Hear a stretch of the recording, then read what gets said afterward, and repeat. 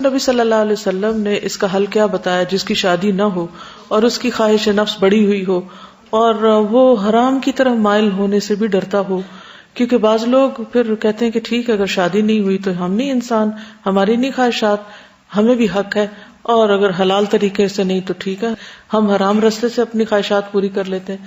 ایسے لوگوں کو کیا حل بتایا گیا؟ روزہ. تو ہر شخص اپنے بارے میں خوب جانتا ہے. کچھ چیزیں ایسی ہیں جو آپ کسی سے ذکر بھی نہیں کر سکتے کہ آپ کے اندر کیا طوفان مچا ہوا ہے. نہ آپ اپنی ماں کو بتا سکتے، نہ کسی دوست کو، نہ کسی کو بھی ذکر نہیں کر سکتے. ایک نیچرل چیز ہے نا، اللہ نے اندر رکھ دی ہے تو وہ سر اٹھائے گی.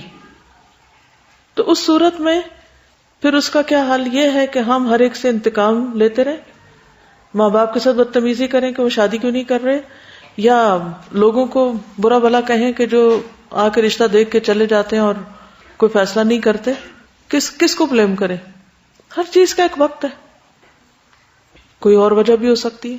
تو ایسی صورت میں پھر یاد رکھیے کہ شادی ایک ضرورت ضرور ہے، لیکن اگر کسی وجہ سے نہیں ہوئی تو حضرت عائشہ کی مثال کو سامنے رکھ لیں. 18 سال کی عمر میں تو بیوہ ہو چکی تھی، وہ 48 سال زندہ رہی ہیں بعد میں. کتنی پروڈکٹیو لائف گزاری ہے انہوں نے، 2000 سے زائد احادیث روایت کی، کتنی علم کی خدمت کی ہے. اسی طرح اور بھی بہت سی خواتین ایسی ہیں. امام شافعی کی والدہ کو دیکھیں، وہ بہت ینگ ایج میں، امام شافعی بہت چھوٹے تھے، وہ بیوہ ہو گئی. اسی طرح بہت سی اور خواتین کا ذکر ملتا ہے کہ جنہوں نے سنگل ہینڈڈ بچے پالے اور بہترین عالم اور بڑے بڑے سائنٹسٹ بن کے نکلے ہیں وہ. اسی طرح بعض اوقات ہسبینڈ کوآپریٹو نہیں ہوتا. تو ایسے مسائل میں بھی الجھ کر انسان کو اپنے آپ کو ضائع نہیں کرنا چاہیے. کسی بھی چیز کی کمی کی وجہ سے نہ اللہ سے ناراض ہونا اور نہ بندوں سے.